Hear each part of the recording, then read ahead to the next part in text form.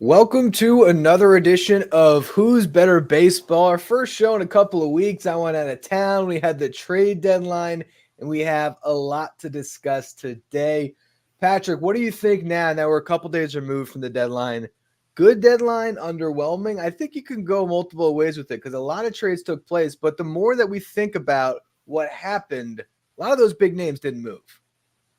I for one am personally glad that you were not moved. There were some offers that were on the table. We had some discussions, but we really feel like keeping you around can push our Yeah. show over the line and do some really big numbers. So we didn't acquire anyone else. That's why it's still just you and me on the pod, but we still like our chances for this year and next. And yes, as we are now a couple days away from that trade deadline and guys are starting to settle in, we're starting to see those lineups and new rearrangements of players. And for some teams that sold, hey, what's going to be the roster for next year? And what is that going to kind of look like? Who's going to get those new opportunities? We're going to break all that down and more. And it's been an interesting few days here post deadline. For sure. And I did, I had a 1-day contract with the Just Baseball show today. They tried me out. I don't think that I'll be staying there, long term. So I think for now, Who's Better is my home as far as podcasting at Just Baseball. And let's get into our first big topic of the day, which was an article that we wrote, which was 10 players who should have been traded at the deadline. And I threw a couple extra ones on this list to cover the teams that maybe sold but didn't sell all that we thought that they would. So two of the players that sort of headline this list are the guys that we talked about a lot coming in from the White Sox. That's Luis Robert and Garrett Crochet. We thought that these would be the two biggest names moved at the deadline. Both of them stay put.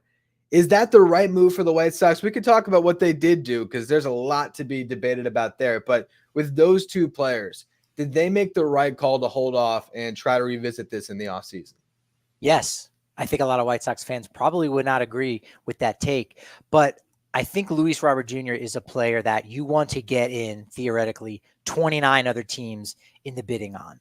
And you're going to get a much better haul for him, I feel, in the offseason when there are, again, more players that are more players in the game as far as teams are concerned. So I think he just really wasn't on the market for them going into the deadline. And then Garrett Crochet, maybe putting his foot in his mouth, if you will, that kind of really muddled his market even more so. I think we've said it many times, this idea that he's already thrown more innings than he has in his previous 4 years in the big leagues. And there's questions about whether he's going to need Tommy John. He's got 2 more years. And he's not going to make a ton of money in arbitration, but you only have him for 2 more years. And if he does need Tommy John, what are you actually getting? So it was a hard situation to begin with. But as soon as he said, I don't want to go to the bullpen, and he made certain comments that really, I think, handcuffed GM Chris Getz in a big way. So I think they would have liked a much better haul than what they ended up getting. But I think the White Sox did the best that they could, all things considered. And maybe if they can sign Crochet to an extension, that improves his value even more so and gets them more of a runway of saying, hey, look, he doesn't need Tommy John. He made it through all of 2024. He's feeling good going into 2025. So I think it's disappointing, but very understandable. Last year they were in a similar situation with Dylan Cease, and they didn't move him. Now the difference, I guess, was Dylan Cease's trade value was not maybe as high as it would have been, in years past, but then they still end up trading before this season starts.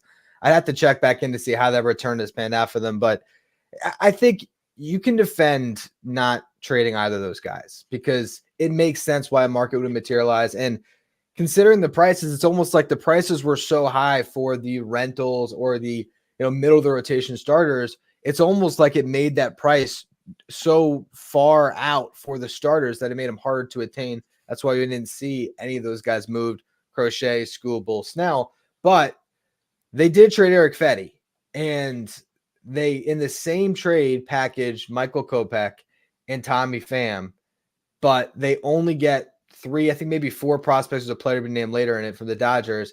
The Cardinals somehow make out like bandits where they don't even trade a prospect in that deal, just give up Tommy Edman. So I think when you look at it that way, the White Sox end up being losers at this deadline because they didn't get more for Fetty. And they also, I feel like with some of the other relievers that went, Michael Kopech might have had a little bit more value. And to staple him into that deal, staple Pham into that deal, It just seems like that was one of the worst trades of the deadline in retrospect, based on what other teams got for their pieces. I know in the Rockies world, there was some concern or disappointment because, sure, they got 3 pitching prospects, which is obviously a good thing to bolster that farm system. But when you compare them to all the other teams that were sellers, they were 9th in terms of the 9 teams that were just straight up sellers and did not acquire or did not give up any prospects. So you look at it from that perspective and you say, you don't feel as good about the Rockies prospects. Same thing for the White Sox, a team that had everything to sell. How many of these guys are going to be around for their next, not even postseason contender, but their next relevant club? Sell any and everyone. And for them to not end up with the 10 plus prospects, like we saw the Marlins and like we saw the Blue Jays, it's very understandable why White Sox fans are a little frustrated. Especially because last year they were the team that sold pretty much everything they could outside of a Dylan Cease, because the market didn't materialize. And again, you'd feel better about that. So yeah, I think the White Sox are one of the big losers. Getting back to players who should have been traded that weren't. We talked about the Blue Jays there.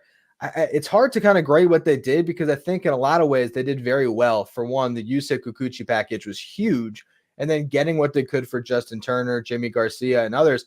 They did a nice job trading their rentals. But if you got that haul for Kikuchi, why not put Chris Bassett on the table? I think I can sort of understand Bo Bichette and Vladdy staying, although Vladdy would have got them a haul too. But Bassett in particular makes no sense to me. The guy's making $21 million, something like that. He's in his mid-30s. You don't know how he's going to be able to hold up and pitch next year, though that is part of his benefit, his durability. I just think that was a huge wasted opportunity to not trade Chris Bassett at this deadline. Peter Apple said it, I think, really well on our Just Baseball trade deadline show. Go back and check that out. I think still has plenty of relevance here, just a couple of days out. But they kind of kicked the can down the road just a little bit. Like, I think they bought themselves that one extra year before Bo Bichette and Vlad Guerrero Jr. become free agents after 2025. And we kind of thought that maybe they would do that with Bassett being one of those key players, as opposed to just about everybody else. So it does give them that opportunity to run it back in 2025.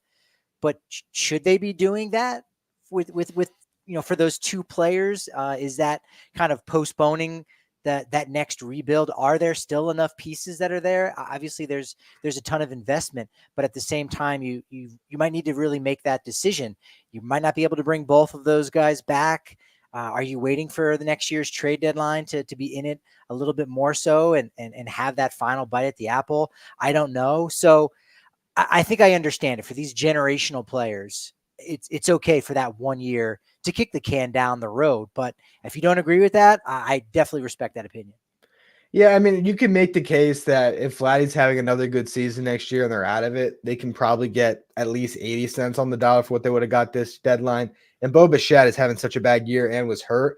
So again, those I can sort of absolve. The Bassett one to me is the one that I think is inexcusable, because you could have taken $20 million and signed a comparable free agent and netted yourself probably 3 really good prospects at this deadline had you traded them. I don't think you would have had to eat much of that contract at all. So that's the one that I think that they should be kicking themselves on. But again, you know what? Next year, if the Blue Jays are great and Chris Bassett's a big part of that, well, I'll eat my words on it. The Angels are the. Let me say this: I don't know if this has been mentioned much, and I haven't seen too many GMs discussing this in particular. I know the GM of the Rockies has yet to really speak to media, but I wonder how much of the fact that this deadline came together so late, because there were only a few teams and it was still, hey, are the Giants going to sell? Are the Reds going to sell? Those fringy teams, you got to figure out what they're going to do. Are the Cubs going to sell? They should, but they end up buying. And I'm wondering if GMs like Ross Atkins almost ran out of time. Like you said, you get that Kikuchi deal and you go, hey, you know what? We were thinking about holding on to this guy for whatever reason. Now let's go ahead and deal him. Hey, the clock's running out. We really don't have enough time to get this going. So I wonder how much of time, the fact that really the deadline did not develop until only a couple of days out, I wonder how much that hindered GMs from doing their job.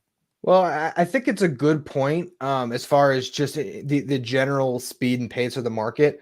For the Bassett situation in particular, they sent out the signal where they said, we're not trading anyone. We're not trading Bassett. We're not trading Guz. We're not trading these guys that are under contract beyond this year. And in some ways, maybe that focused things in. Maybe that allowed them to get more for Kikuchi, because otherwise maybe the Astros would have been just hammering, can we get Bassett? Can we get Bassett?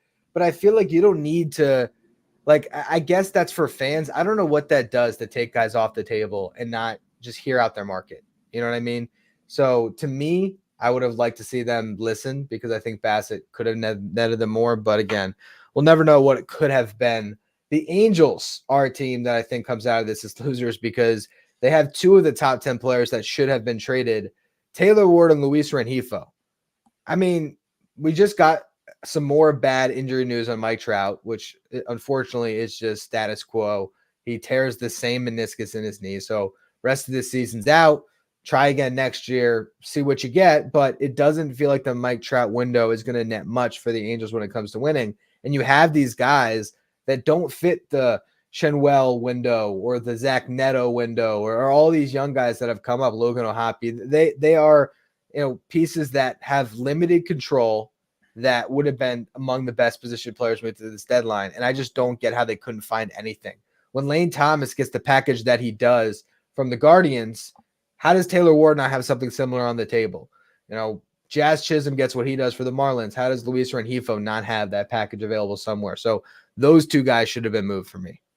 I wonder just how much the relationship that GMs have with one another is a factor in this. And I would think it's a lot. I've talked about this with a lot of people in the Rockies media and people that are attached to the team.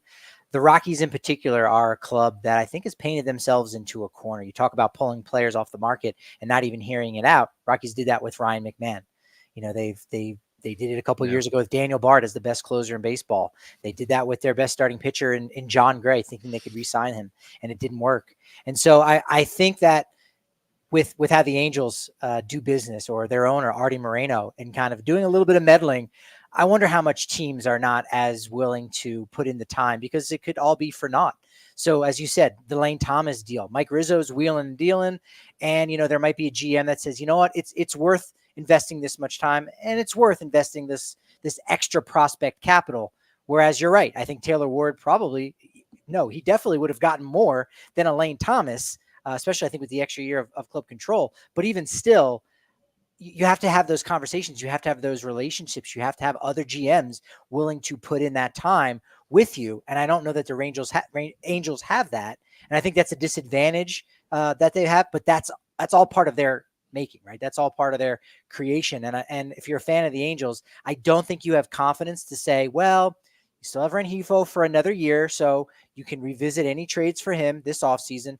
You've got Ward for 2 more years, so again, revisit it this offseason. You don't have that confidence because of the other wheelings and dealings that the Angels have made in the past, and you just don't trust the front office. You don't trust ownership. And so I think that's why you say, why didn't this get done? If it doesn't get done now, it might not ever get done. And if it does, it's not going to get done well. Yeah, it's just, I think it's interesting to point out that relationship with the GMs, because those are the things that probably weigh on this a lot more than we really take into account. And it very well could be the case. People just don't want to get that far down the road with Perry Minasian on these trades, but you've got to be the pursuer. You can't just expect the phone's going to ring on your guys, and if it's not ringing enough, you're just going to sit by and do nothing. Like, be a little proactive. You have these pieces that should be able to net you something.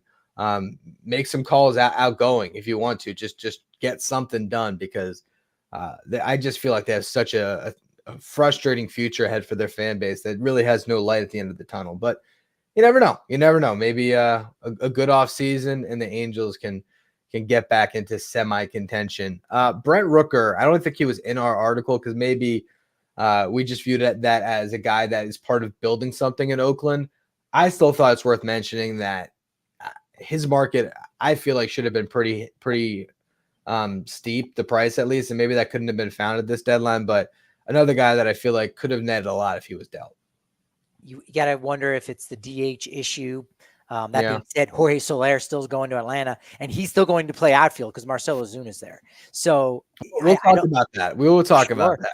Oh, sure. Yeah. So, that is that part of it. But also the dude had 11 home runs in the month of July. So he was just scorching hot. And so, why didn't that come together? Don't really know, but that is one of the puzzling ones, because you know that would have netted a major return, and it was something I'm sure Oakland could have used, especially with Mason Miller going on the IL before the deadline. So that kind of prospect haul was no longer on the table. So, Rooker, one of your bigger pieces, you'd have to think that's a guy that you're shopping to try to, again, jumpstart some kind of rebuild. But at the same time, what's the window of the rebuild? Again, I think there's a lot of fan bases that are looking, and I've had some conversations yesterday on the Blake Street Banner podcast talking about windows of contention and when you want to get all of your guys together at the same time, because the window of contention has to do with time, right? Yeah. So for the Oakland, when is their time? Is it going to be when they move into,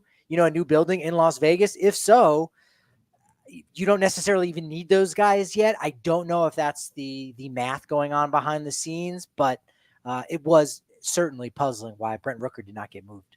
Yeah. I mean, I just think that this was the time, as his value at as high as it could have possibly been. But again, at least for the A's, they have been playing a little bit better baseball as of late. I mean, they had a pretty good month.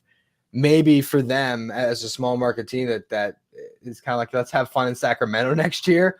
I don't know. Maybe they can be a sneaky team. The A's have surprised us in the past, so I'll give them a little bit of a pass on that one. There's some pitchers though that I also thought should have moved. Jamison Tyone, that one, you can understand it when you make the trade for Isaac Paredes, that what they have right now is a rotation, and this race is not really, it hasn't gotten away from them. They could still, with a great August, get back in it. They're playing the Cardinals right now.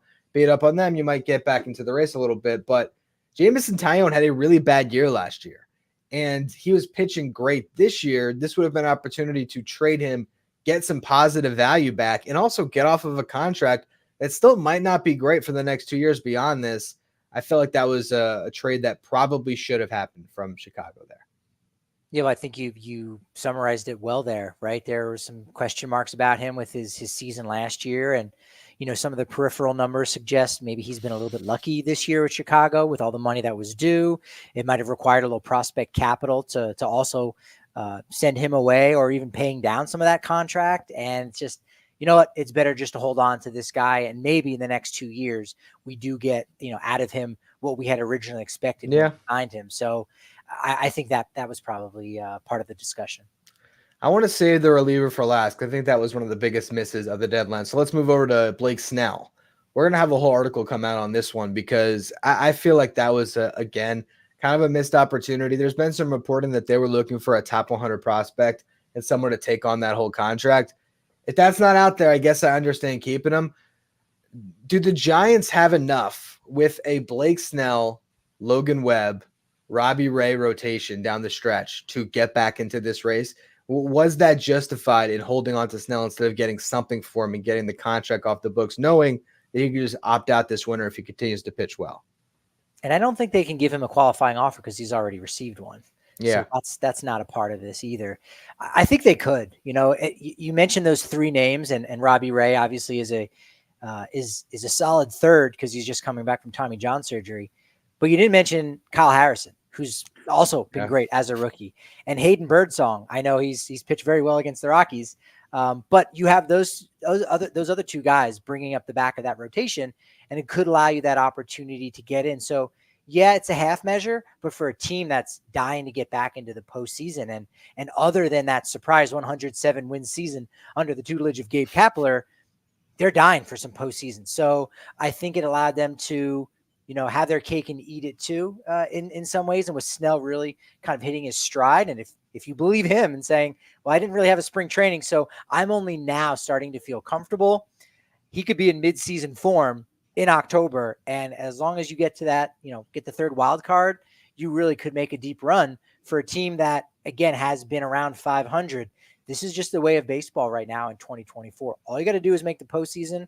And if you've got the dogs to do it, you can make a run. Texas had the dogs. Arizona had the dogs, despite being a relatively average team around 500. So for San Francisco to continue to invest, maybe not be at all in, because they did deal Soler, but for them to continue to invest in the 2024 roster, I'm okay with that. Yeah. I'm able to justify it in my brain. I'm able to understand why they did it. Like, it makes some sense to me, but I don't know. I still just wonder if they were more aggressive on pursuing it, if somebody would have stepped up big time. If the Dodgers would have said, you know what, we could have Jack Flaherty or we could have Blake Snell. And maybe they would have taken that Flaherty package, added a little something to it. Although Dodgers, Giants making trades, that might be an issue. Let's stay out west with your Rockies. Cal Quantrill, it doesn't even seem like they shopped them. I know you're probably not surprised, but is it still frustrating that they didn't take advantage of what his market could have been? I think so. I mean, his value has never been higher. I mean, we're talking about 7 months ago, he was on the scrap heap for the Cleveland Guardians because of some of the questions about some injuries that he had last season. And I think he's shown, those shoulder issues are not a concern, and he's gone out and had one of the best first year seasons for Rockies in history. We're talking like a 3.5 ERA at Coors Field. Like, the dude is a leader, and he has some value to the Rockies. But when you're losing back-to-back, when you're losing consecutive 100 loss seasons, how much value does any player have? I think value of prospects for when you're going to be relevant has a lot more value. So I think for a lot of Rockies fans, that was definitely frustrating. If you're Cal Quantrill, you're probably a little bit frustrated too, because you pitched well enough for someone to go out and offer the right package of prospects to get you out of Denver and get you back into another postseason run. Yeah, no, I wonder how much frustration there is, out there from guys like him, Tyler Anderson, another one we haven't even mentioned, that are in their mind picturing, all right, I've pitched really well, I'm going to get to jump over to a contender. That even helps your market when you eventually get to free agency, pitching under the bright lights of a national stage, and you can't control what your current team does with you, and so they might just hang on. I will note, as we kind of move from sellers into buyers, the Marlins and the Rays both did exactly what you're supposed to. The Marlins in particular, just trading everything they could, getting as many shots at the lottery ticket prospects as they can. And really, I mean, between the Tanner Scott return, the AJ Puck deal, it seemed like they did pretty well on it. And then, of course, Trevor Rogers. I mean, talk about a guy that you wouldn't think had a ton of trade value. And if nothing else, if Connor Norby is your second baseman or your third baseman for the next 5 or 6 years, for a guy in Trevor Rogers, who, with all the pitching they brought in at this deadline and what they already had in house, was probably going to be the outside looking into this rotation past the season anyway. That was an amazing job by the Marlins, and the Rays did raise things as well. A masterclass in how to rebuild. And in the case of the Rays, the rebuild is just more like a remodeling. I think, I don't know if that term has been used at all in baseball, but that's certainly, I imagine, is going to come out in the next couple of weeks. GM's talking about, well, we're not rebuilding, we're just remodeling some things. I've heard reshaping, okay. Retooling. I've heard some semblance of those type of verbiage to be like, yeah, we're not, because rebuild is like, oh, you can't say rebuild because your fans are going to jump off a cliff if you say we're rebuilding. But no, we're reshaping, we're retooling, we're just moving some stuff around. But really, it's we don't think we're going to win this year. So let's get. We need another construction term, right? We're resurfacing. There you go. Again, remodeling, rebuilding, repaving. Repaving the road to the postseason. There we go. All right. That GMs, look, I will help you with your PR and your communications. I'm glad to do that. But yeah, I thought that was just a great job by Peter Bendix, a guy who comes from Tampa, so he knows all the tricks of the trade for rebuilding a franchise and making the most of what you can. And again, if you're a Marlins fan, you're frustrated because you're dealing with another one of these rebuilds where you're casting off all these players and you don't know who these guys are on your roster, right? You've got Jake Berger, Nick Fortes. I shouldn't necessarily know that name. Jesus Sanchez. Like, there's not a ton of guys right now that you identify on that roster. Then again, for the Marlins fan base, I think they're only going to show up, and barely, if they're winning. And they're not winning right now. They don't have those pieces. So you might as well try to get more people into the ballpark when you're good and when you're relevant. Same thing for Tampa. Even when they're good, people aren't showing up. But their goals there are obviously to win a championship, which is different than just trying to fill up a building, appeasing a fan base. keeping around some recognizable names so that when you show up, you feel familiarized. Some teams, they do operate that way at the deadline, where they hold on to their fan favorites, despite the fact that it does not get them any closer, to a postseason run. And obviously, I'm saying this from experience from the team that I cover. But nevertheless, I just thought it was a great job, and you got quality, and I think you, more importantly, got quantity. Yeah, they did. They absolutely did. They did exactly what they're supposed to in that spot. So big shout out to those two teams. Speaking of roads, road to October is pretty well paved and easy for these four teams, but did they do enough to put themselves over the top at the trade deadline? We're talking about the Dodgers, the Phillies, the Yankees, and the Orioles. We could throw the Guardians in that mix as well. You know what? Why don't we put them in there? Because they deserve to be in that conversation. We're actually working on our power rankings, and the Guardians are again at number 2. Actually, going through our top 10, I don't think I moved anybody in the top 7 because there just wasn't anything that really changed. I mean, these teams are all sort of there. Even the Yankees were probably the team that played the worst in July, but it's like, do I really move them out of that 5th spot that we had them at when they just added Jazz Chisholm, and it seems like some better vibes are on the way? But let's go contender by contender. We'll start with the team that I think did probably the best, and that's the Dodgers. Every year, they remake their roster at the deadline. They find a bunch of pieces, and between Jack Flaherty, we'll see what they get from Tommy Edman, but they sort of got Edman with the contingency of Amed Rosario to play that same utility infielder, play all over type role. Michael Kopech looks nasty there already. And then just for vibes, Kevin Kiermaier. What did you think about what the Dodgers did at this deadline? I thought they did an excellent job. I mean, no team really was able to go out and add a superstar player. There were teams that got players that were pretty good, and maybe with a couple tweaks, they're going to ascend to that next level. And we'll certainly talk about that when it comes to Jazz Chisholm. But the Dodgers, they can pick up just about anybody. And as soon as they bless that player with the Dodger blue, they take that extra step up. Right. And, we've seen kind of more shrewd moves in the last couple of years, not Max Scherzer, not Trey Turner, but, smaller ones, Kike Hernandez, of course, Jason Hayward. You saw that with Amed Rosario last year. But with the guys they got this year, we're talking players who are borderline all-stars that are going to take that next step forward. Jack Flaherty now with the Dodgers, he's going to get a little bit better from what his best has been. Same thing for Edman. Same thing for Michael Kopech. I don't necessarily know you're going to get another tier above for Kevin Kiermaier, but to utilize a Gold Glove center fielder like that off of your bench or however you want to deploy them, I mean, those are serious tools, I think, that are going to play up incredibly well and are going to be, more than enough to get them across the NL West finish line. I know the Padres are making a little bit of a push right now, but these additions, I think, are going to add that much more value to the Dodgers than the players that the Padres acquired. Yeah, I'm with you. I think that, the Flaherty addition was much needed. So you get the best starting pitcher that you really could have, I think, which I think was huge. And then Kopech just being this underrated kind of throw into the trade. I mean, you watch him pitch the first time, he's blowing guys away. We've seen him do that, but now it just feels like, all right, they're going to figure out his usage. He's going to get more help than he ever has in his career when he was with the White Sox. And Michael Kopech's probably going to be pitching very meaningful innings in October. And then Tommy Edman is just that complete wild card where they've struggled to find an answer in center field and at shortstop. And this guy defensively can do it wherever you put him. So I really like what they did overall. I think it's sort of a low bar to climb at this deadline because nobody made the huge moves, but I think they did really well. And their top competition in the National League this year, the Phillies. Now, on a recent episode of the Just Baseball Show, I guess as you're watching this, I think it came out this morning, Jack was asking me the strengths and weaknesses of all these different teams.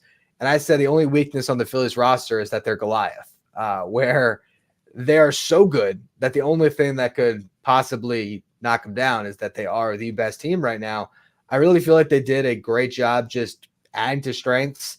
They get Carlos Estevez and Tanner Banks for their bullpen, swap out Sir Anthony Dominguez and Gregory Soto. That feels like an upgrade. And then they bring in Austin Hayes, who's going to get some run right now as a starter, but can be a really good platoon bat for them in the outfield. Just feel like they just took a couple of areas that they were a little bit weak and they got better. Yeah, I think they didn't really need very much, right? And you, as you said, you mentioned that they got rid of Sir Anthony Dominguez and Gregory Soto, and you go, oh, those guys are pretty good. They weren't getting the job done this year in Philadelphia, and so they're bringing in guys that are going to get it done. And Carlos Estevez is one of the best relief pitchers in baseball. Fantastic clubhouse guy. That's he was an MVP in the Rockies clubhouse, and the Phillies fans I think are going to absolutely love him. He's going to be great. Him and Jeff Hoffman together, former Rockies relievers. You never would have guessed that, but I think they didn't need to really do very much, and also you only have 26 guys only, quote unquote. So they couldn't have actually gone out and added like 2 more outfielders to the mix because there's just not enough room for those guys. So you're limited in a lot of ways. And so given those limitations, I think Dave Dombrowski did a really nice job. Carlos Estevez already has 2 scoreless appearances in a Phillies uniform. His whip on the season, 0.69. Wow. Nice. That's super nice. That's some crazy stuff. Moving over to the team that the Phillies actually got swept by. The Yankees look pretty damn good. Now, I think Yankees fans were a little bit, I don't know if upset's the right word, but I think they were expecting more for sure because the Jazz Chisholm trade happened early, and then all you get beyond that is Mark Leiter Jr. and Aniel de los Santos. But Jazz Chisholm seems to be the lightning rod right now that has really woken up that team. And because of that, I think you have to look at what they did and say, did the Yankees put themselves over the top at this deadline? Jazz Chisholm Jr. certainly seems to be doing everything he can by himself to make that happen. The Yankees could have done more, but I think there's a good chance. And right now they are the winners, but there's a good chance that when we get to the end of the season and look at the players that were added, Jazz Chisholm is going to be the biggest difference maker, maybe even more so than Jack Flaherty, who's was an AL Cy Young Award contender. So that's a big addition that the Dodgers brought in there for the final 2 months. But Jazz Chisholm, with still more seasons left to go, he's been that exact guy that the Yankees have produced time and time again. You throw on the purple pinstripes, or in the case of Jazz so far, the road grays with New York across the chest, and they just ascend to another level. And so we weren't sure that we were going to ever get that version of Jazz Chisholm, the guy on the cover of the MLB The Show. It just wasn't happening in Miami. And now all of a sudden with the Yankees, he's becoming that guy. And it's been exciting to see that. And that's been really fantastic. And I think, again, by the time we get to October, I think we're going to look and say Jazz Chisholm was definitely the best player that was added at this year's trade deadline. They probably could have gone out and got another starting pitcher. They probably could have gotten yet another reliever. There's still questions in the Bronx, but the best player went to the Yankees this year's deadline. Yeah, I think so, because it's either him or Randy Arozarena, but I just think that it's such an easier lift for Jazz Chisholm to have a big final couple of months because he's going to a perfect ballpark for him with his left-handed swing. And there's been a lot of talk about Jazz Chisholm as this polarizing clubhouse cancer. It's different trying to get leadership from Miguel Rojas in Miami on a terrible team than getting leadership passed down from who he's already calling Cap, Aaron Judge, the best player in baseball. A guy like Jazz Chisholm, he's going to look at Aaron Judge and say, I'll listen to anything that guy tells me. Miguel Rojas, who are you? Like, I'm better than you. And look, you can say that's the wrong attitude to have, whatever it is, but you know what? Jazz Chisholm is a confident guy. He's got a lot of swagger to him. This is the perfect situation to drop into and give them another difference maker. Yeah, right now, is he the third best player on that team outside of Judge and Soto? I think he might just be. That's how quickly he can just be such a spark for them. And I think we're seeing it right away, to your point, that he gets it. He sees this opportunity in New York alongside Judge and Soto. And we don't know what Soto's going to do this offseason, but he's going to be alongside Judge. He's going to be rubbing elbows with Derek Jeter. Like, this is an opportunity to ascend to the level that he hadn't up to this point. Because, like you said, he didn't have the same tutelage. He didn't have the same mentors. And now he is in a perfect spot to seize that opportunity. He already has. And you have to think he's smart enough to know, I can't let this slip through my fingers. I am never going to get another opportunity like this. And it feels so good to be this good. I have to stay at this level. It's worth doing everything I can to making sure this does not slip through my fingers, because this feels right. This is everything I think athletes want to be, is being, in the pinnacle city, at the pinnacle of their career, playing with great players. He's got the world in front of him right now. And I think he identifies that, he realizes it, and he's going to continue to play at this level. This guy's a chance to make a lot of money off the field too, playing in New York, because he's marketable. And if I set the over under at 1.5 commercials with Aaron Judge over the next year, what do you got? You think he's going to be in a couple? Because I could see Jazz hopping on Aaron Judge's coattails on the marketing front and getting in a couple of these commercials, whatever it is. Jazz and Judge? I mean, who's saying no to that? Come on. I think so, man.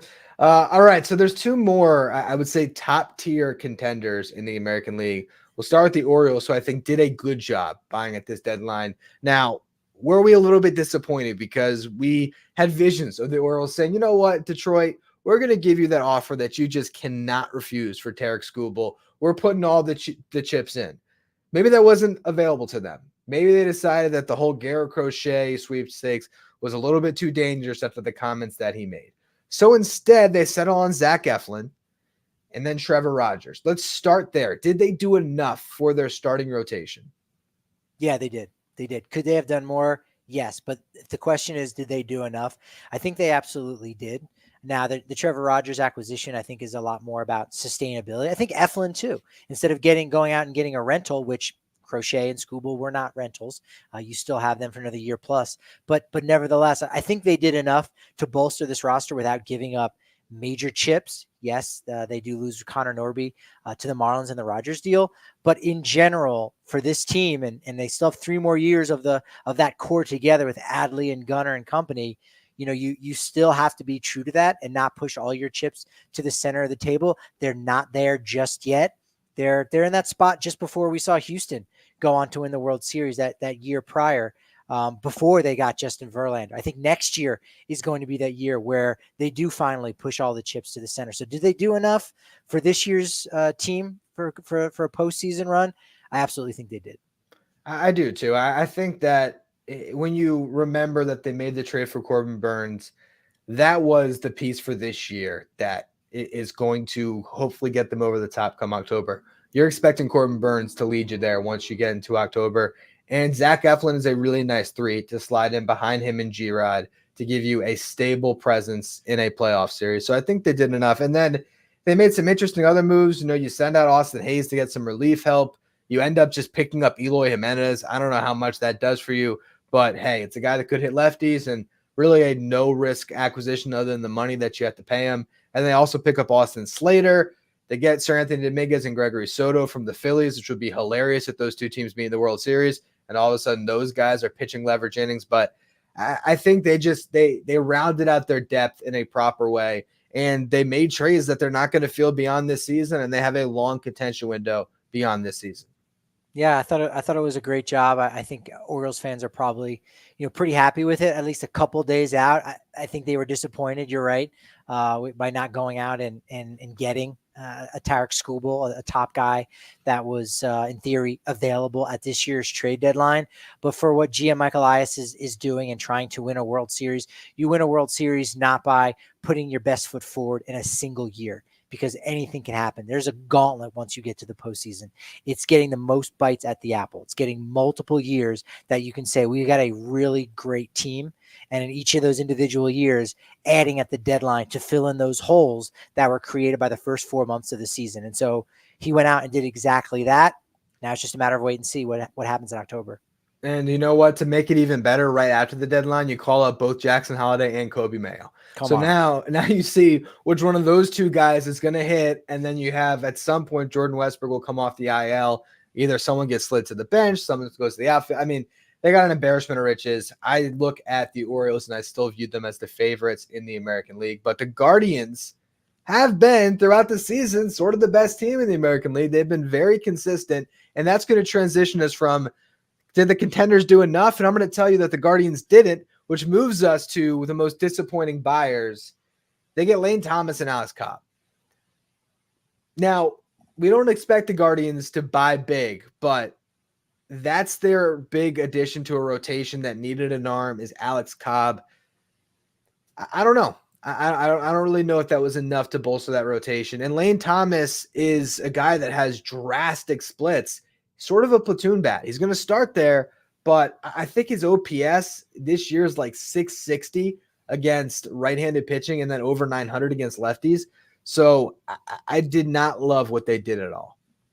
I am looking forward to, not because I'm really excited, but just because it's very interesting to have a three-man outfield of Stephen Kwan, Lane Thomas, and Miles Straw. Like three guys that might not reach 10 home runs. Stephen Kwan has got 11 so far this year. They're more speedy leg boys, if you will, in their outfield. I think that was probably disappointing. When we talk about the Minnesota Twins, even more disappointing. So now maybe you feel a little bit better. Alex Cobb, I think is still a question mark. You don't know what you've got until you see that. If he turns out to end up being a really good acquisition from the Giants, great. You did a wonderful job. But until that happens, I think you could have supported this roster a little bit more. So is the fact that it was a seller's market kind of really what prevented them from being a little bit more aggressive. But the fact that they gave up the prospect capital that they did just to get Lane Thomas, does leave you a little bit worried. But look, when they got Miles Straw, it didn't seem like they were adding that much at the time, and he's turned out to be a critical addition to that roster over the last couple of years. So maybe the same thing happens again. We'll kind of wait and see what happens. But yeah, I really just think they kind of held serve in a lot of ways at this year's deadline.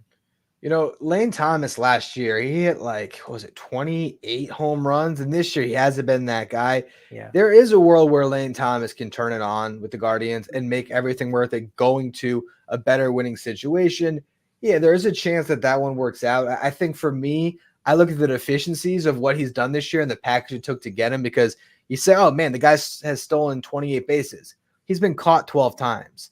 You look at his OPS. Oh, it's 738. Well, I told you those splits. Granted, I'm looking here. He is in his first 2 games with the Guardians. He's 3 for 8, and he's got a couple doubles, and he's scored 3 runs, got an OPS over 1,000. So he's doing good so far. We'll see. And then the Alex Cobb one, granted, that could look really good. So what I will say about the Guardians compared to some of these other teams we're going to talk about in the most disappointing buyers, there is a world where it ends up working out very well for them. And I'll give them credit for that. At least they didn't do nothing.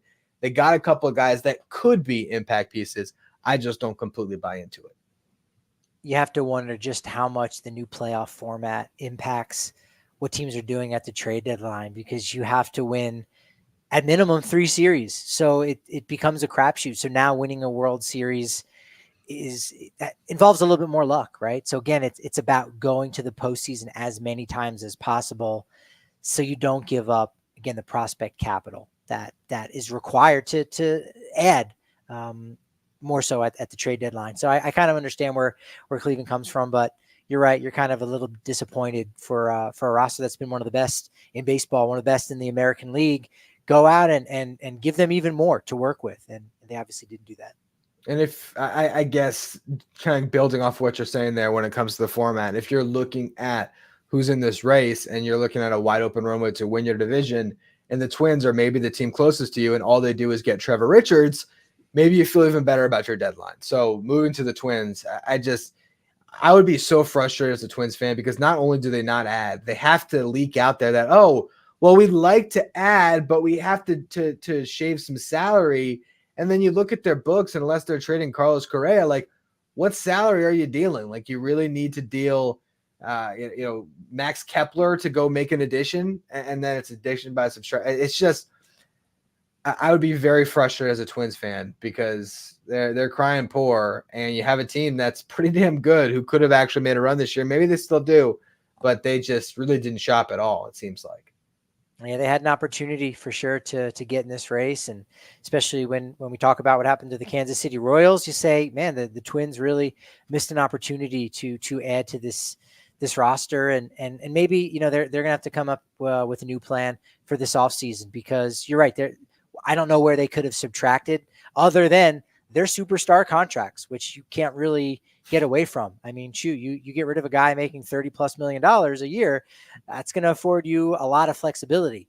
But when you lose someone like a Carlos Correa, should they go that route, well, now you have an even bigger hole to fill. So it seems like they're struggling right now to kind of balance it all and making it work, being big boys when it comes to these larger contracts and superstar players, but also finding a way to make additions at the trade deadline. It really seems like they don't have it figured out. They've got more questions than answers. They do, and I don't see a world where they can even move Carlos Correa because of his injury concerns. And then this is the one that they might be able to move is Pablo Lopez, but he hasn't had a good season. He's going to start making $21.75 million for the next 3 years. I think that's going to hamstring them a lot, and maybe they can still move him, but you're probably not going to get a return if you do, or you have to eat money to get a return. So, yeah, they're in a bad spot for sure. Staying in the Central but moving to the National League, the Brewers. So they did stuff. They early, as you note here, they get Aaron Savali. They then trade for Frankie Montas, and they also get Nick Mears. So they did add some pitching, but I think we were all hoping that they would get someone that could slide next to Freddie Peralta in a playoff rotation and really feel confident about that game 2 starter. And now is the game 2 starter still Colin Ray? I think it might be. I don't love what they did because they did not address their biggest need with a guy that has potential to, I think, start a playoff game, and you feel good about it.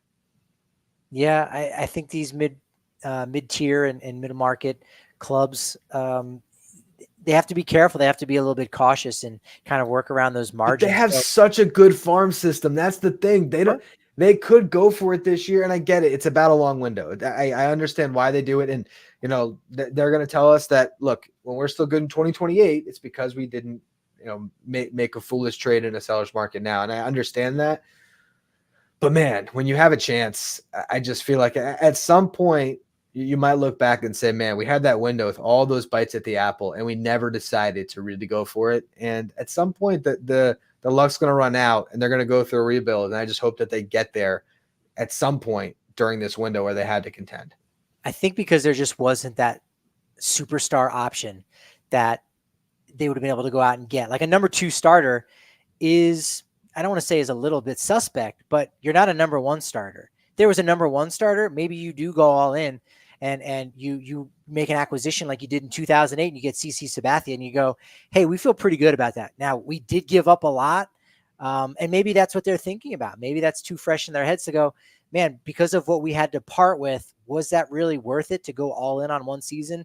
Hey, maybe we just had to try and see what would happen when we did something like that. And maybe it plays out in our favor. And maybe we broke even, but this was not a year where we thought, and worst case scenario, we're going to break even. We're going to end up, losing our asses if we give up, this prospect capital, because we need to hold on to it for the future. How much did they know that Christian Yelich was going to be gone? Maybe they're working on trying to find an outfielder, and hey, without Yelich and those question marks, we're going to be taking a real big hit. So, and there's no way to make up for that offense. So maybe we acquire from the bargain rack, and we can kind of play those guys up like we did our entire roster on opening day. And you say, Pat Murphy is no Craig Counsell. This team is going to be maybe 4th place in the NL Central. And Pirates fans probably said, hey, I got the Brewers last because the Pirates are going to be better than them. And yet they coach those guys up. They put them in a winning system. I have to think that the Brewers front office are looking at the guys they acquired and said, we can actually play those guys up to be as good as the frontline players that were acquired. The Phillies gave up a lot for Carlos Estevez, but they might have looked and said, Nick Mears, since somebody whispered in his ear and told him that he was tipping pitches, he was a lot better. Let's go out and get that guy, and then we don't have to pay the price that the Phillies did for a Carlos Estevez. Was that part of the logic going on behind? You'd have to ask them. But I do think that if you're a Brewers fan, you're probably frustrated a little bit, considering the fact that now you don't have Christian Yelich and you don't have a definitive number 2 starter from this year's deadline.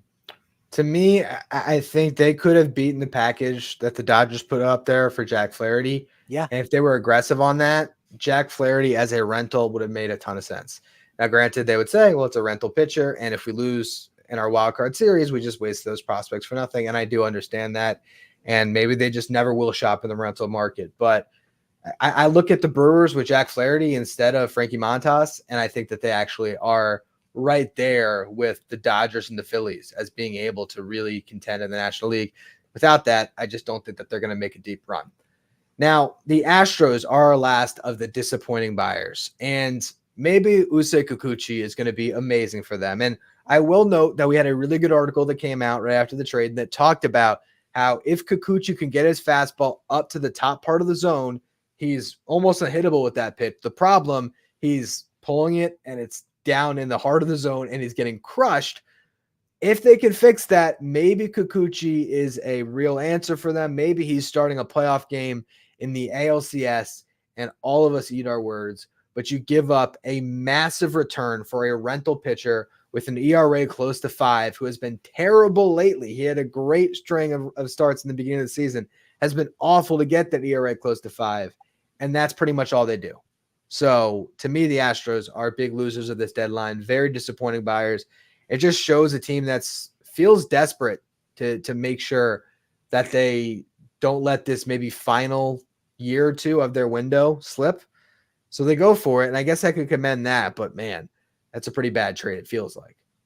It does. It does. They did not get back enough in return, and what they did give up for their one guy, not enough. So I think there's a lot of fans disappointed. Again, that's what we're talking about, the teams that were most disappointing at this year's deadline. And, we've been talking about it all season, you and I, Ryan, about, is this the last run for the Astros? And that, they were going to allow this team to get back into this race, and they got back into the race rather quickly. It didn't take the last week in September for them to seize the AL West.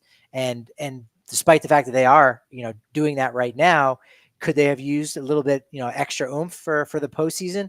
Yes. But are they going to need those extra prospect bullets for 2025 and 2026 with their guys that are impending free agents?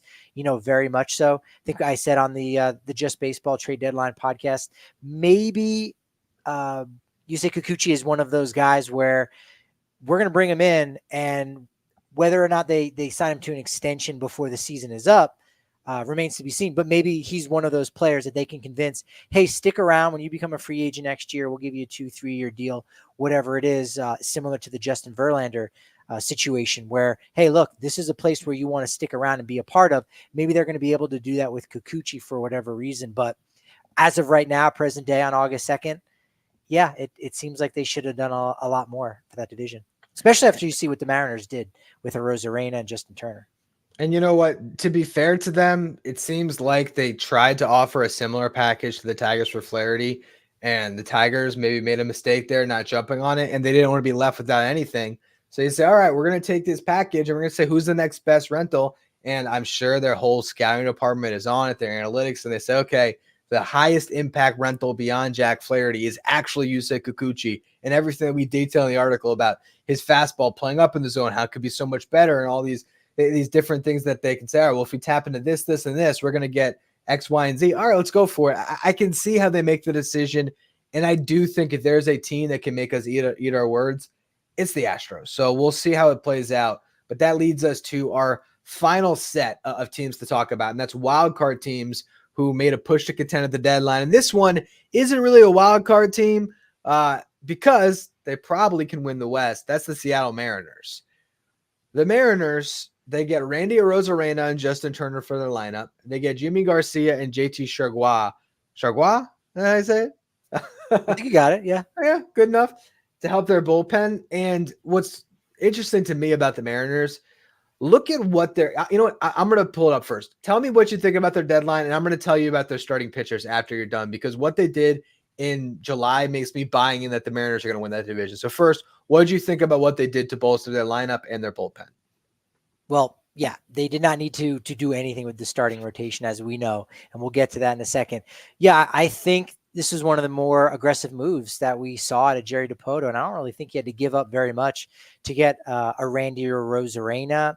For the Rays, they're looking at his contract and with at least another year of arbitration left, he's going to be pretty costly for them. So they do kind of want to get rid of that money. That's where knowing who you're dealing with is a factor in it. And if you're a team and a GM that really doesn't do a lot of dealings, you're going to hurt yourself. If you're a team that comes to come to the table ready to make a deal, you're more likely to be able to make a deal and figure something out. So I think the Mariners took advantage of that just a little bit. Didn't have to give a ton up for Randy Arozarena. The the acquisition of him and Justin Turner. Obviously, a Rosarena, a lot more potent bat than Turner, who I believe is the oldest position player right now in baseball. But you brought in two guys with a lot of postseason experience, something that the Mariners offense doesn't have. Their entire team just doesn't have that right now. So I think that intangible value was really huge. And then, yeah, you had two guys for the bullpen. That was pretty much all they needed to do. If you would have asked me ahead of time, would they bring in, this quality of players at the 2024 deadline, I probably would have taken the under and said, yeah, I don't think it's going to be that much or that quality of players. So I think Jerry Dipoto definitely deserves a little clap on the back for the job that he did this summer. And you have a team that last year complained about the team not being aggressive at the deadline.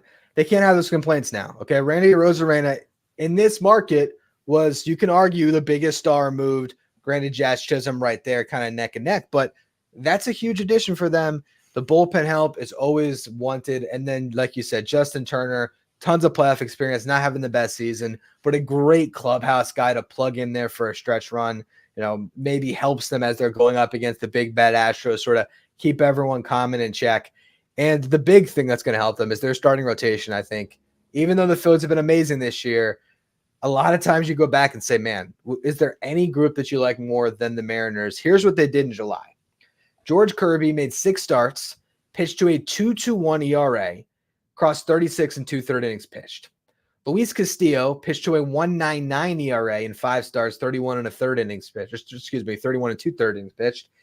Logan Gilbert had the high ERA at 4.60, but did strike out 10.5 per 9 over 29 and 1/3 innings pitched. Bryce Miller in 4 starts, 25 innings, 1.80 ERA. Those 4 guys were unbelievable. They got 3 stars from Brian Wu at a 4.15. But, man, between Kirby, Castillo, and Miller, and Gilbert has had a great season. I look at them and I'm like, all right, you got Randy Rosarena. Go out and beat the Astros down the stretch. I think my money might be on the Mariners. I don't know. Number 1 in baseball going into Friday. So as far as starting rotations are concerned, Seattle Mariners, 3.30 ERA for the entire season. That's better than the 3.31 Philadelphia Phillies. So yeah, they're only getting better. They're heating up into these summer months. And so, now is that time. And this is really what they were setting their eyes on. This is what they were going out to try to do. So for them to add the right pieces that they needed at the right time, it really does make the Mariners very interesting. Is it still enough offense? We talked with the Marine Layer, guys on that trade deadline show, and they picked up Victor Robles off the scrap heap from the Nationals, and he's actually been really solid for them as well. In the top of the lineup, Jorge Polanco playing a lot better, like the guy that they originally acquired from the Twins. So the pieces are there right now, and they tripped, they faltered right as the Astros were picking up pace, and so they're in the 2 spot looking up at the Astros, but as far as the wild card teams are concerned, they're probably the strongest right now of the ones that we're going to get to. Yeah, I think that they got to make the playoffs this year with that rotation, and hopefully Randy Rosarena turns into a really big addition because he could become such a fan favorite so quickly in Seattle. That would be a lot of fun. The Royals, I'm sort of torn on them. I didn't know if I should put them in disappointing or a solid buyer. They did make moves, and I give them credit for that. They get Lucas Urseg, they get Michael Lorenzen down the rotation, and Paul DeYoung. What are your thoughts? Did they do enough, or are they kind of just did they need to do more, or did they have enough in place with the rotation that they've had? And Bobby Witt Jr. all of a sudden storming back into the MVP race as well. Context is key. Context is everything here, and given what the Royals have dealt with in their recent history since winning a World Series in 2015. Wink. If you know, you know. But I think for a small market club like this, these are the kind of smaller additions you need to make. Like, it's doing something. Is it doing enough? Again, in comparison to years past, yeah, I think this is enough for a team like this. Lucas Ursig still has, a couple years of club control. I think they gave up a lot to get a Michael Lorenzen for their rotation, but all things considered, this is still a really good roster. They're not the Yankees. They're not the Dodgers. They're not the Phillies. And I don't think they need to be. And I don't think they really try to be that. Now, maybe they get there in the next couple seasons with the players that are continuing to develop. But for the 2024 trade deadline, I think they were good with what they got. Not overwhelming, not overjoyed about it, but they did what they needed to do. Yeah, I think I'm with you for sure. I think they didn't, like you said, they didn't really sacrifice too much. They made the additions where they had to. They got some help for the bullpen. They got some help for the rotation. They got a bat in the lineup. I mean, they checked all the boxes. Let's now talk about the the 6 teams that are in this wild card race right now in the National League, who fall under that wild card teams who made a push to contend at the deadline. And we'll start the team that I think did the most, and they certainly did the most when it comes to the prospects they gave up. AJ Preller was on his game again. He trades a absolute haul of prospects to create a super bullpen. Tanner Scott, Jason Adam, Brian Hoeing all joined the fold. Then kind of a last-minute Martin Perez for the rotation trade that I'm sure they didn't give it much of anything for. But that bullpen, with Scott and Adam in particular entering the back end, it's pretty damn good. Is it a super bullpen? Is it, or is it just a pretty good bullpen? Now, look, these guys are all having great years. Yeah. But if we're talking, and again, relievers aren't necessarily household names, but even for an average baseball fan, are you going, hey, so what do you think? Adam and Suarez and Tanner Scott? I mean, come on, right? You're going, what team is that? Like, I wonder how many folks know what squad that is. Now, again, 2 of those 3 guys were all-stars. Jason Adam doing a wonderful job, as a lot of guys are kind of unknown down in Tampa Bay's bullpen. So, yeah, they bring those guys in. They probably give up a lot more than they should have. But if you're just looking at the additions, I think they're really solid. But to me, I'm not blown away by 2 innings at best in any given game, right? Like, what about the other 7? We discussed the fact that their rotation, forgetting the postseason when you're just looking at the top 3 guys, but just now still in the regular season, you've got some questions, and Yu Darvish being out is bad. Joe Musgrove, you got to see if you can get something from him. Dylan Cease, you've got no worries or issues with, but I still have questions right now with the Padres. It's nice that, they've won a couple games in a row.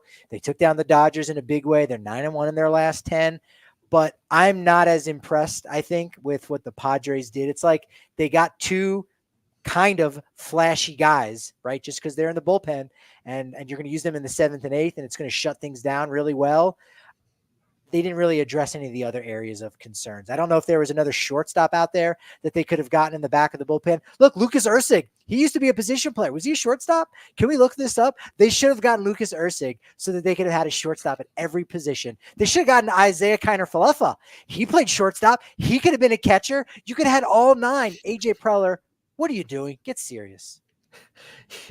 Here's what I'd say, because I think ultimately, if you look at the prospects they gave up for what they got back, you could in a vacuum say horrible deadline. What I would say is, in this wild card race, I believe they have moved past all these other teams where I think I would be surprised if they don't make it. And the reason why I call it a super bullpen, Robert Suarez, 1.48 ERA in the season. Tanner Scott, he has a 1.18 ERA in the season. Jason Adam has a 2.44 ERA in the season. And Jeremiah Estrada is striking out 14 batters per 9, has a 2.66 ERA in the season. Our boy Yuki Matsui is like 7th in their bullpen, got a 3.38 ERA. He likes what Preller's doing for his team. And I think that they have, at least when it comes to this year in particular, moved themselves to a point where they should, in my eyes, make the playoffs for sure, especially because they have the weakest schedule remaining of anyone else. That when you combine winning percentage for the rest of their schedule, their strength of schedule, it's a 475 winning percentage. The teams they're going to square off against. So I think they're going to be in it. I think long-term, maybe not the best deadline, but I think for this year in particular, I think they swung for the fences and they made themselves a team that's dangerous, because in the playoffs, if you get there with that bullpen and you can get through your starting pitcher with a lead, you can win a lot of those close games. They may have swung for the fences, but they've got double pop. That's it. It was not a home run. And the additions of Adam and Scott added a total of a whopping 3 innings of postseason experience. So that, I feel like, is a critical piece that we're not necessarily discussing. When we look at what some of these other teams went out and did that are like, well, Nick Mears, this was a guy that was waived, just a year and a half ago. But is he going to have as good of a second half or the final 2 months as a Jason Adam or a Tanner Scott? Could be. Except the big difference is the Brewers didn't have to give up quite as much as an AJ Preller. So I think you've got some concerns. You've got some serious questions right now about AJ Preller. Is this just his final go round, and might as well empty all the prospect coffers to try to, make a run for this year's postseason, set yourself up for a decent start next year? Because I don't know how much more, how many more years of just emptying everybody out of your top 10, farm system rankings. How many more years you can do that? I don't. It seems like every year we've said this has got to be the last year, and then they do it again. But when they did it this year, all they acquired were 2 relief pitchers. So it's been a little bit of diminishing returns here. We'll see what happens. Let's talk about some of these other wild card teams, and if they did more to possibly sneak into one of the final 3 playoff spots.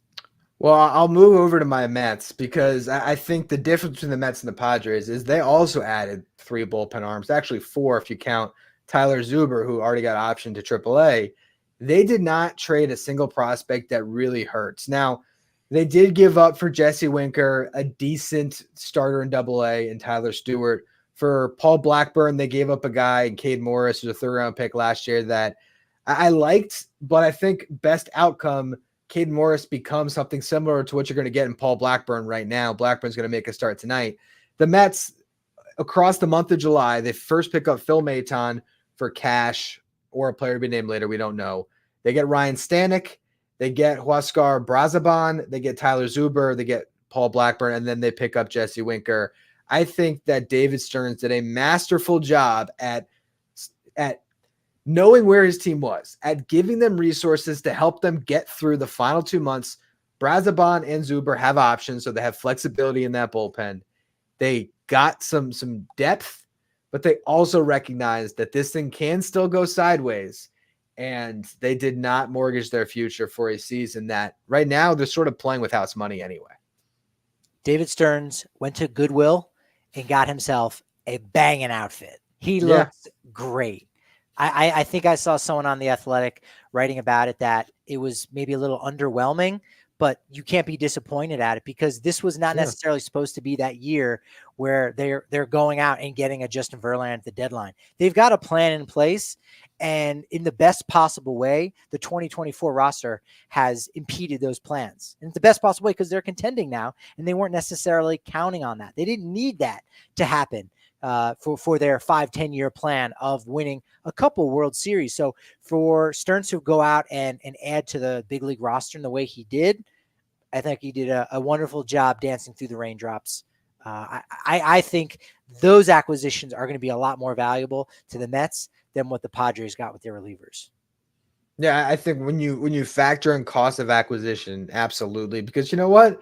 Stanek, Maton, Brazaban, those are probably right now with Daniel Nunez, Reed Garrett, and Sean Reed fully hurt. Those are pretty much your back-end setup men for Edwin Diaz right now. And you know what? If Edwin Diaz, who has been much better, ERA close to 1 over his past month and change here, if Edwin Diaz is Edwin Diaz, you don't need as much heavy lifting from the rest of the guys. So I like what they did. And Jesse Winker, funny enough, going into the deadline, I said I did not want the Mets to trade for Jesse Winker. But then when I saw the cost of acquisition, I was like, well, you know what? Jesse Winker, not a bad addition whatsoever. I don't know how great he's going to look in right field for the Mets, but he's sort of a 6-inning player. He's going to start the game, get the first 3 at-bats, then they'll throw Tyrone Taylor out there for defense to close things out. I think the Mets put themselves in a pretty good position to be one of these wildcard teams. The other one that I think is right there at the top of this race, and we're going to talk about the Braves in a minute, but the Diamondbacks. I think the Braves were all kind of expecting to make it. I think it's between, in my opinion, the Padres, the Mets, and the Diamondbacks as the main teams I'm looking at for those final 2 spots. And I like what the D-backs did. They get A.J. Puck, they get Dylan Floro, 2 arms for their bullpen. Christian Walker goes down. They pick up Josh Bell for pretty much nothing. I thought the Diamondbacks did well, again, sort of recognizing what they needed and not paying too much. And their roster at the start of the year was really good. And they haven't had that roster. They've had so many guys injured, and they're starting to get those players back. And I think that's one of the reasons why they didn't invest that much more, but I don't necessarily know that they had to. They already had the guys that were there. So, to upgrade at a spot is going to cost that much more. And the Diamondbacks are in their window of contention right now, and they don't need to go all in and say, hey, this is our last shot. They've got so many young guys right now. So they just supplemented, and they did a great job. Christian Walker goes down. Hey, there's a guy in the scrap heap that was just waived by the Marlins. Boom, you get Josh Bell. They did a nice job for what they needed to do.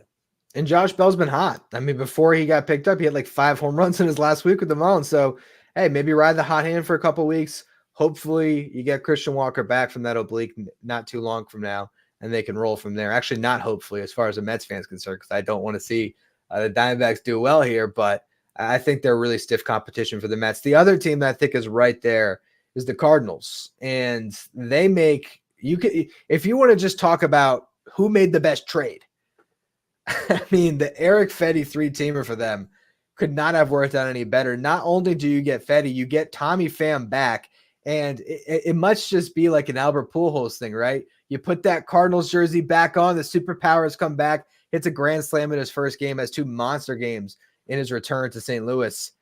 I like what they did a lot. I think they only give up Edman, really, and they get a huge piece for their rotation, probably their number 2 starter. Tommy Pham slots into the middle of that lineup. I give them probably an A for what they did this deadline. They did great. Sure. I don't know that I understood why they had to get rid of Dylan Carlson. They like Sean Thompson from the Rays, so you plug that guy in. He's yet to appear for the Cardinals. But in general, yeah, I think they did a nice job for this team that, again, was really just trying to supplement the roster. They sign all these older starting pitchers to say, you know what, we're not rebuilding exactly. We're kind of remodeling. And I think these moves fall in line exactly with that, considering they didn't have to give up very much, right? It really just was Tommy Edman there. So nice job by John Mozeliak.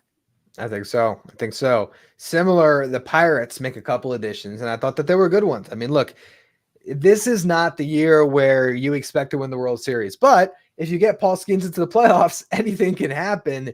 And so why not make some moves? But they weren't going to shop in the rental market. So they get 2 guys that I think not only helped them for this year, but really helped them for 2025 as well. Isaiah Kiner-Falefa, who we were all laughing at the Blue Jays for making that signing, and he's been very good this season. You plug him in wherever you need to in the infield, and you get Brian De La Cruz for your outfield. Not big splashy moves, but 2 bats in a lineup that desperately needed them. I think the Pirates did what they had to actually be buyers and stay in the race this season.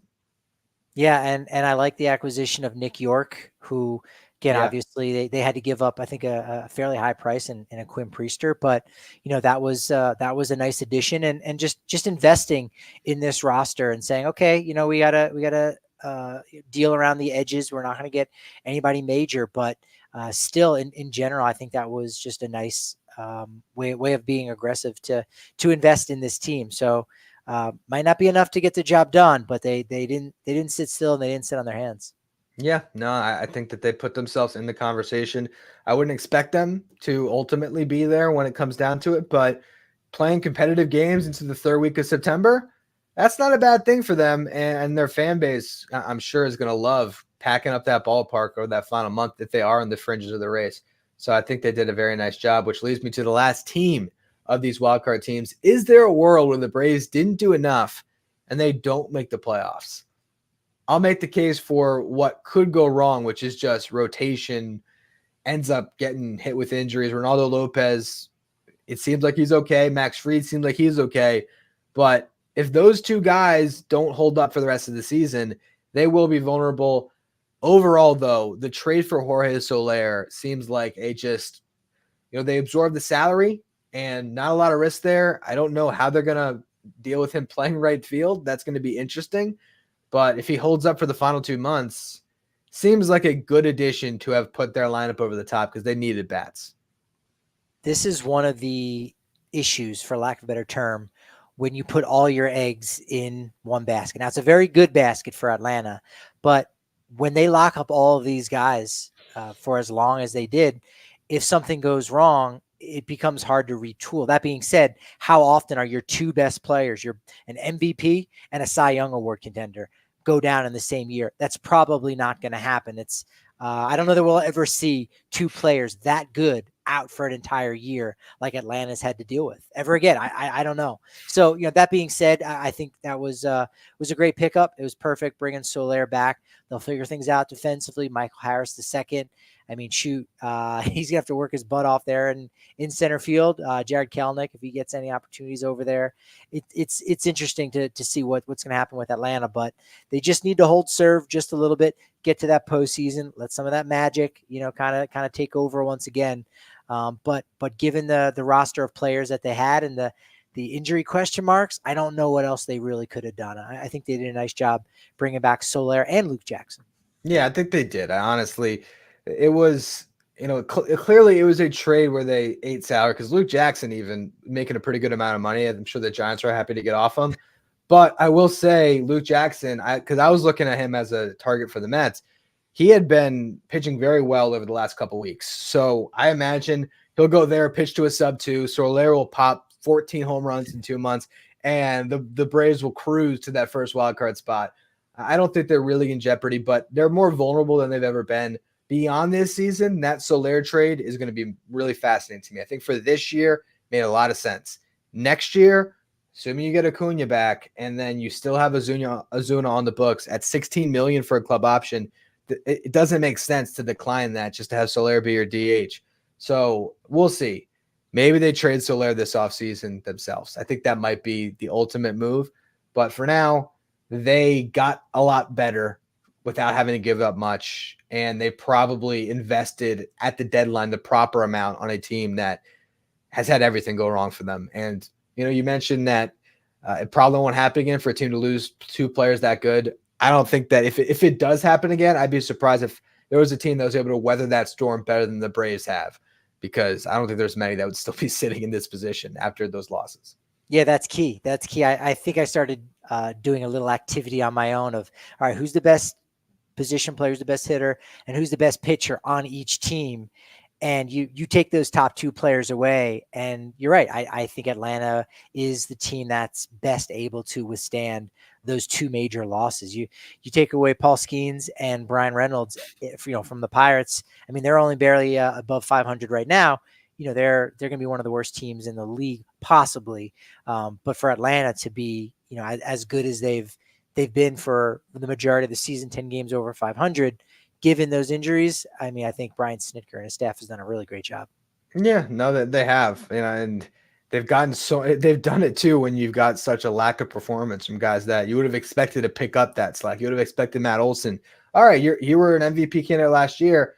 Fill in for Acuna. Hasn't happened, and yet Ozuna has been that guy for them. Kellen's done a lot. They found a way. So that's going to be a fun race. The NL wildcard race down the stretch is going to be a lot of fun. We will be covering it here with Who's Better Baseball next week. We're going to have to revisit our number 1 topic on this show. Every couple months, you got to check in. Who's better, Gunner or Witt? The conversation has changed since the last time we talked about it. We'll break it down on next week's show. As always, make sure you subscribe on YouTube. Check out all of the shorts we have coming, the smaller videos, breaking up our full-length streams. Follow us at Who's Better BB. Also, follow us wherever you get your podcast to listen on the audio side. And we'll be back with another episode of Who's Better Baseball next week.